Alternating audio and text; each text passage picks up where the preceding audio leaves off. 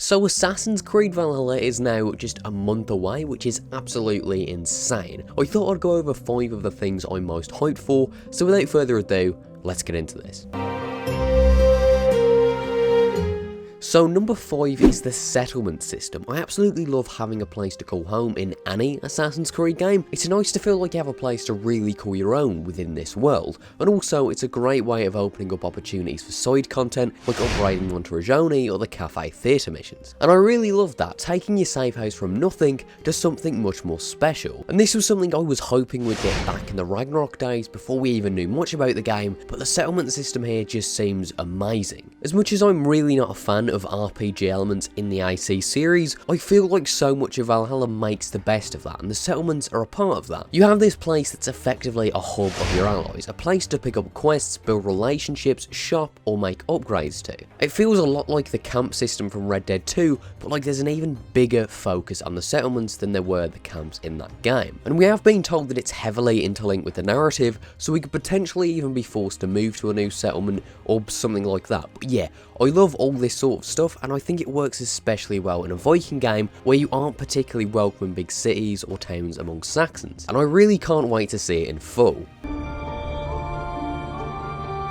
At number 4, I've actually put the game's DLC, which I've spoken about a fair bit on the channel, especially in the last few weeks, because there's so much potential here. As I've said a few times, I think we'll have 2 major expansions, where one is more fantastical and delves more into Norse mythology, then the other is a more grounded DLC set in a new, real location. I'd much prefer 2 grounded ones, and I'm still holding out hope that's what we get. Why I'm so hyped for these DLCs is I see it as our one chance to see places like Ireland, Wales, Scotland, or even more of Scandinavia in a fully realised AC game. And I'd kinda hope so too, because as much as I love all of those places, I don't love huge, often empty countries, which is sort of what England was in the 9th century in AC games. But as I say, I'd rather the DLC go somewhere in this area now, since we have a pretty terrible traversal system and a main game set in a big empty country, rather than in the future, when Ubisoft have hopefully got a good movement system down and a more AC appropriate setting, like a one-to-one city. We know Bazim is from Constantinople, or at least came from Constantinople to Norway, and a DLC going there or even to Levant would be absolutely amazing. Especially in this game that's meant to be a good capper to the series, to be able to go back to some classic AC locations and potentially a bit of fan service that gives a bit of AC1 or Revelations related lore. There is honestly so many possibilities with DLC, and that should be announced really soon. I absolutely can't wait,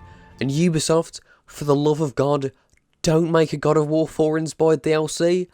I swear to God, I can see it from here, and if we end up in Jotunheim and not Levant, then Valhalla is an absolutely terrible game, and you can discount everything in this video. So number 3 is England. As I said before, I'm not massive on settings that are huge, expansive countries and a lot of fields and hills, as opposed to just big cities for AC. Nevertheless, England is a setting I really like, and as far as I can tell, the Montreal 3 team have made a great world, as they usually do. At least East Anglia is nice, we really haven't seen much besides that. And from what limited footage we've seen inside cities during that UB4 trailer or various screenshots, it looks quite lively too. There's also that personal novelty of it being set somewhere where I live. Like, as it turns out, the settlement is a little to the southeast of Leicester, which really isn't that far from where I live. But yeah, I think this should be a really nice recreation of 9th century England that should have a really great atmosphere, judging by the team's previous work and also the soundtrack we've heard so far. And speaking of soundtrack, that is the number 2 spot on this list.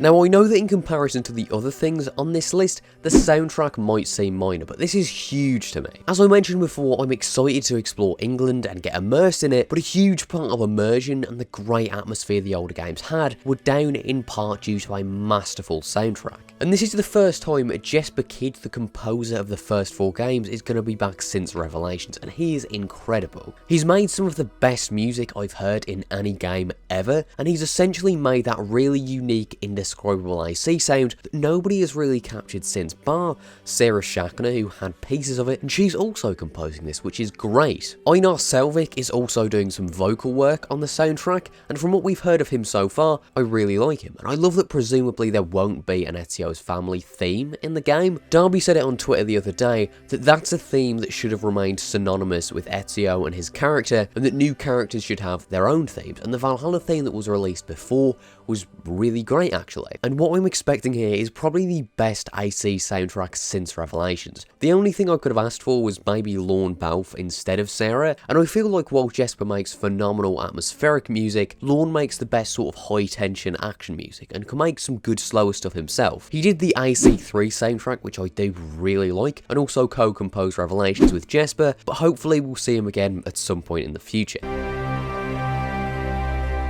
So what I'm most hyped for, far and away, is the narrative. The narrative director is Darby McDevitt, who wrote Revelations, which I see as the best story in any game ever. He also wrote Black Flags, which was incredible, and of course he's not the sole writer of the game, and there's tons of content like side quests which other people will have wrote, but with him overseeing this, I'm confident that at very, very worst, Valhalla will have the best narrative in the series since Black Flag. Now, that's not exactly the highest of bars, sure, but it's a safe bet this will be the best story the series has seen in years. He's told us that Monday is taking centre stage again and something is actually being done with it. And unlike Alexios and Cassandra, Eivor is going to have an actual personality. And this is a game that is going to be full of AC lore, and we should hopefully get some things like maybe sages or mentions of things like the observatory, things that were left behind years ago, because this is Darby, a great writer, but furthermore a great Assassin's Creed writer. There should also be some bridges between the Hidden Ones and the Levantines that I really can't wait to see, and as much as I'm not a fan of a lot of modern day AC, like I don't enjoy this engine, I don't enjoy the RPG stuff, or the fact Ubisoft are keen to make anything but a real AC game, it's nice to know that at the very least, the most important thing, the narrative,